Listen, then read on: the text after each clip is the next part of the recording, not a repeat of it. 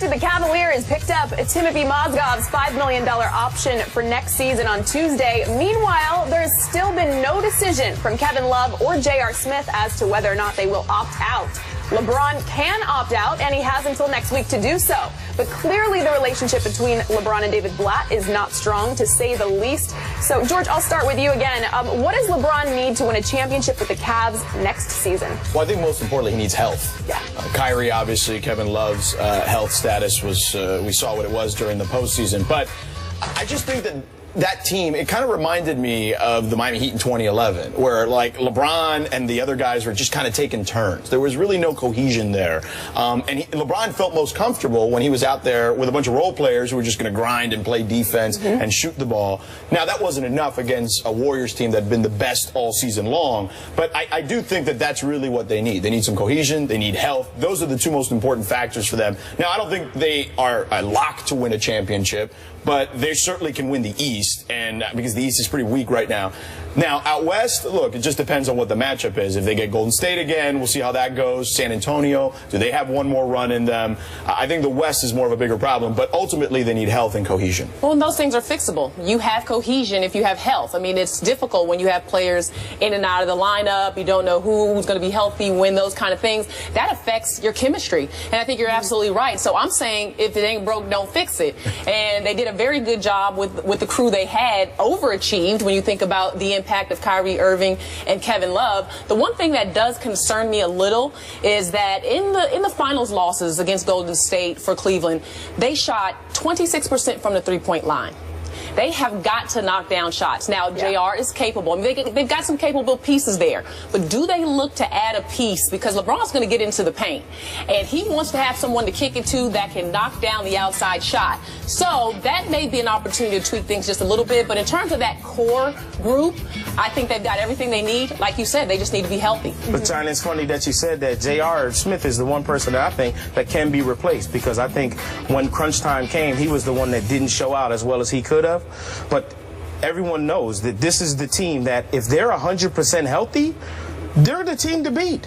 And as far as cohesion goes, hey, when you guys are all healthy and get together, one, everyone's waiting to see what LeBron's going to do first. Then we'll find out Kevin Love and Kyrie. But this group has got to be looking at one another going, yeah, you in? We're good? Okay, let's do it. And, okay, now what we need to do, we need to go on either a retreat or a fishing trip together.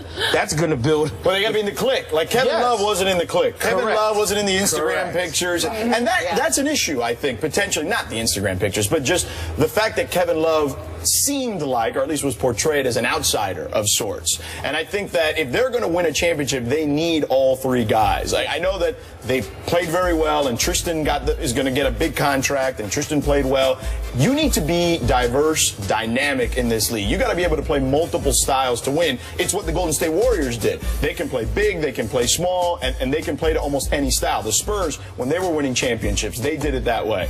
So I think that that's what you need. You need as much flexibility with that roster as possible to make yourself the most dynamic you can. And with Kevin Love specifically, you need to make sure he buys in, because it just doesn't seem like that's the case. And we don't know if he's in or he's out at this point. Well, but LeBron is one of the best when it comes to empowering players and making everyone on his team feel important. He knows he needs Kevin Love. So what I expect LeBron is doing right now is saying, Kevin, we need you to be here. We need you to be a piece of this puzzle, and really pulling him in, because I think you're absolutely right. He has got to be there and be on board. Now, the one thing that I am thinking about is David Blatt.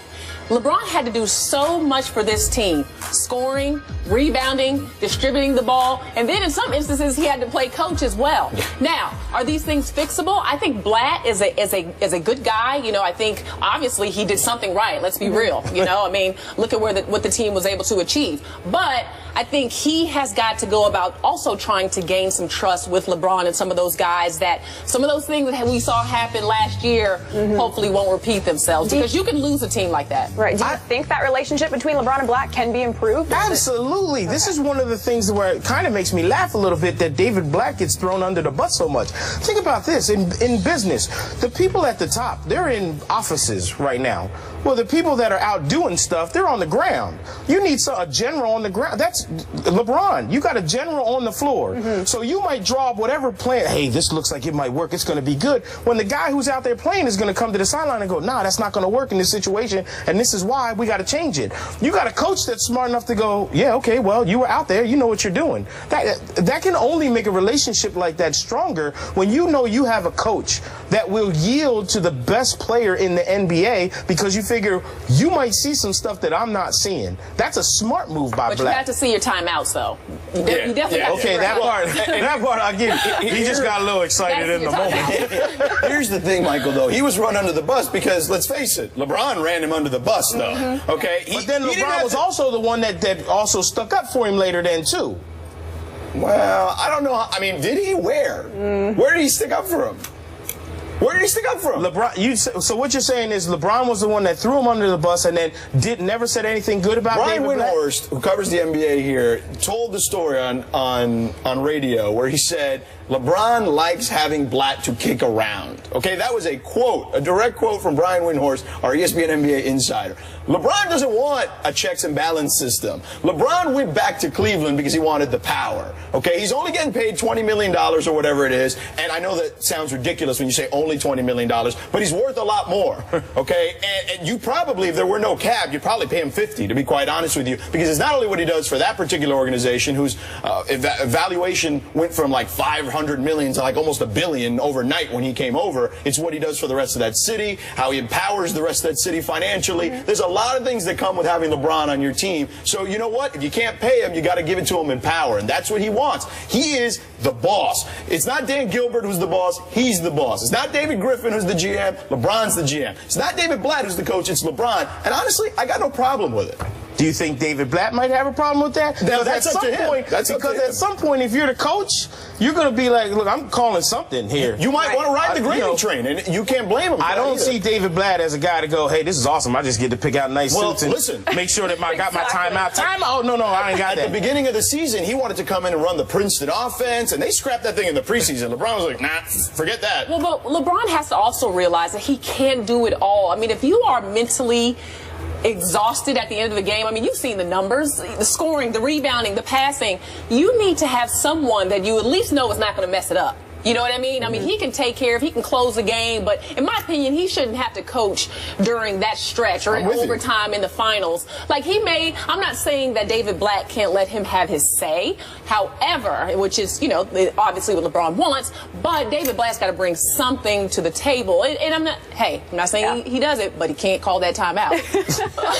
Is there any chance LeBron doesn't come back to Cleveland? Oh, no, he's coming back. No. Now, what he can do to get his way is he's got the opt-out, and he can go on radio silence, and then all of a sudden he's freaking people out. Because I would be freaking out. Because he could just say, all right, look, if they don't do what I want to do, then he can threaten to leave. But I don't think he's ever going to leave because he wants to be there. He wants to win for that particular part of the country. He is an affinity for that area. Obviously, growing up in Akron, we all know the story coming home. But I think that that is part of it. And I almost think that because the marketing has been part of it, I don't think he has any choice but to stay there. But he can at least threaten that when it comes to the Cavs. It's an empty threat. Where's he going? And it's an empty threat. Where are you going to go? No. That's not only if the power that he has. It's like easy you to said. leave. It's once you've left once, it's easy to leave again. But you're just I'm not saying he is. You're just starting to get the fans back in. You're just starting to get that love for Cleveland back. I don't think you want to threaten. You're building your brand. You don't think that you want to see them burn in New Jersey again? You don't think the fans would blame Dan Gilbert and management over LeBron? Because I do. I think that fans would blame the organization and not LeBron. Not when we have shows like this that are going to call him out. Nah. Yeah. All right. Well, most people say the #1 pick in Thursday's draft will be Okafor or Towns, but will D'Angelo Russell be the best player? Find out next.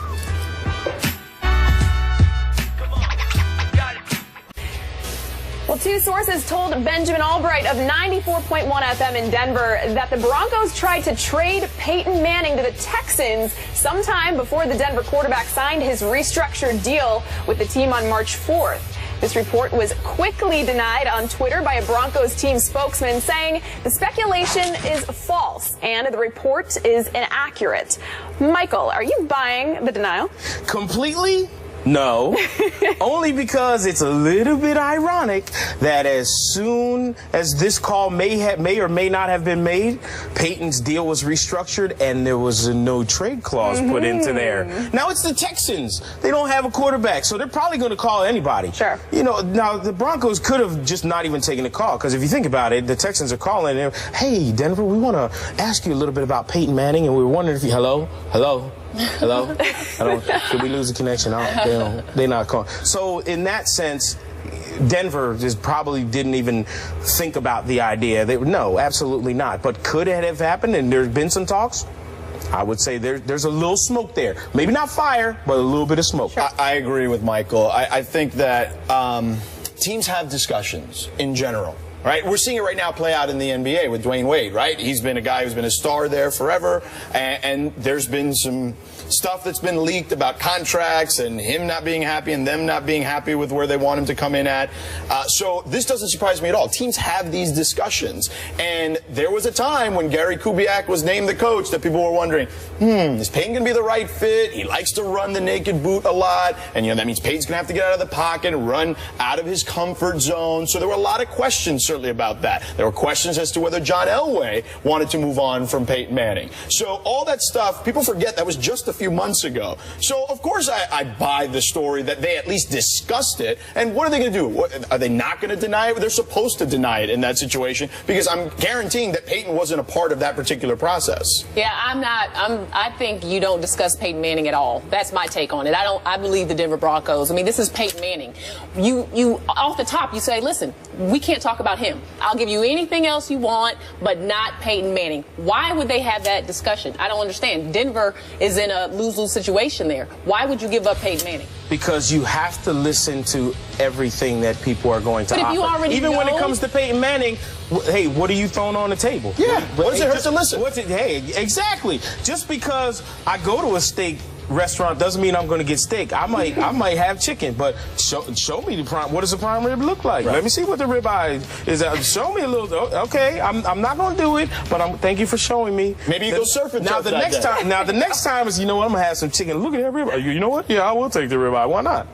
That's okay, and it's okay to do that. I think teams discuss that internally. I do think teams discuss all that stuff internally. And that's why they have to deny it, because Peyton wasn't involved. That's why they have to deny it. But you would never want that to get back to Peyton Manning. That's my whole thing. Too late. And Houston has no reason to hide that. So now it gets back to your quarterback, and what does that do? So I don't even think you talk about it. You take him off the table right away, which I believe they did. I don't believe in it at all. And why now? Well, Peyton understands that. Well, because look at his age. Look at his age, and look at his arm strength continues to deteriorate. He's up in age. He had the problems with the quad that affected his already arm strength that's not great at this stage of his career. So you look at a guy, you think, okay, is his body deteriorating? What can we get for him? I think those are internal discussions that any team would have with an aging superstar like him, even though he's still performing at a pretty high level. Well, and if I'm Peyton Manning and I don't hear anyone talking about anything after everything they said was wrong with me before, that makes me more nervous. Now, how come nobody talking about trading me? What's the deal? What's going on?